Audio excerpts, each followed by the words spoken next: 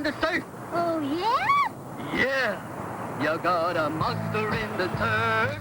Yeah. You got a monster in the surf. Yeah. You got a monster in the surf. Yeah. You got a monster in the surf. Yeah. Everybody's listening. Monster come a creeping. You got a monster in the surf.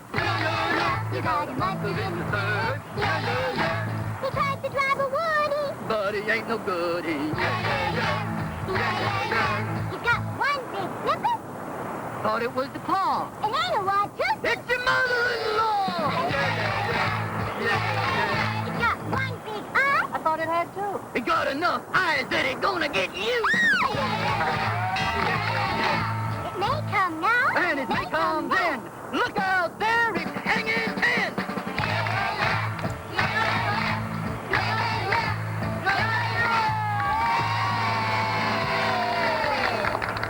Let's check the action down the beach. Hey, let's get the surf. Yeah! Let's go, boy.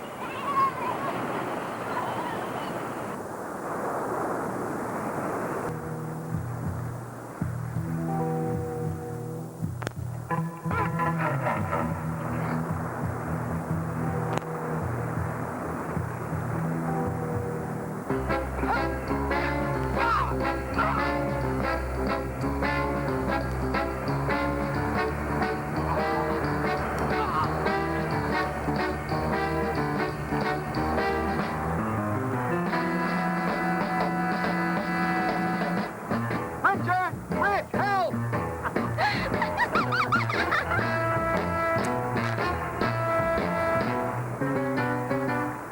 Richard, help!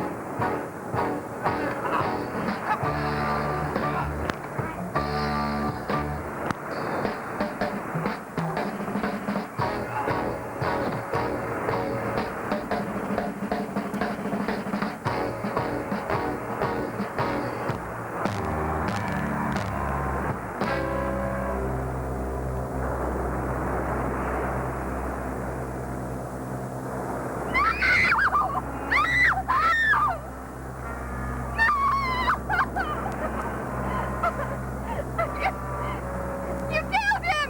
You monster! Mark killed him! I saw him! Rich, it's not true. Why should I kill Tom? It was some kind of a monster. A crazy-looking thing with a big fish head and some kind of a claw.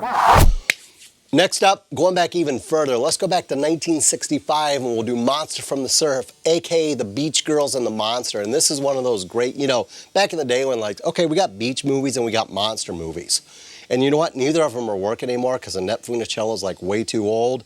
And, monster movies, well, they're going to live forever. But let's throw them together. That'd be fun. We'll have a bunch of kids that are all surfing on the beach and playing guitar and making barbecue and the whole bit. And then we'll have some creature from the Black Lagoon shamble in some really bad outfit that somebody bought for $18 and made up and threw some seaweed on it and stuff. And we'll have them kill the girls. And the weird thing about this movie, first off, girls in this movie are hot. I mean, I'm not talking about 1965. I'm talking about hot now. And when you watch this, you'll know what I'm talking about because they all got super tight bikini. I mean, it's I was actually very surprised that this movie was 1965. And in fact, in Canada, this got rated with a 14. You had to be 14 to see this goddamn thing. And I could see why, because if I was 12 years old watching this movie, I would have been sporting wood. And I'm not talking surfboards here, watching this damn thing. But you get your usual group of teens who are obviously 15 years past high school. They're all 30 years old, but supposedly they're, seniors in high school. And they're all hanging out on the beach. Even though the monster's been killing their friends, they still go down to the beach because that's all they know. And you get a dude with a fake beard who's a ventriloquist with a lion puppet, and he's talking, and he makes no sense. And his lips, the only reason he has a fake beard so you can't see his lips moving when he's doing the lion puppet thing. And then they sing goofy songs, and you got the one guy who plays the guitar, and he's got the hot girlfriend because he plays. And then you got the cripple guy who got crippled in a car accident with the hot guy who plays the guitar with the girlfriend who talks to the ventriloquist puppet. And he's upset because he caused the car wreck that caused the cripple, and the cripple, of course, is the red herring that, they think is the monster because he was there for one of the killings even though he saw the monster. And in the end, the monster's not even a monster. It's a goddamn Scooby-Doo ending, where you get, you meddling kids. I would have gotten away with it, too.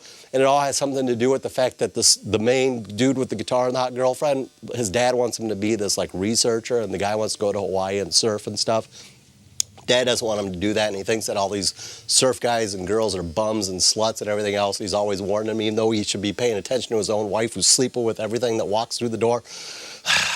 I got this off AMC back in the good old days when AMC used to have uncut, no commercial type stuff. Not anymore. Those were the old days. Those were like back 1965 when this damn movie came out, and the director killed himself when he was 74 years or 60, whatever old he was, 50 years after he made this damn movie, and, well, I could see why.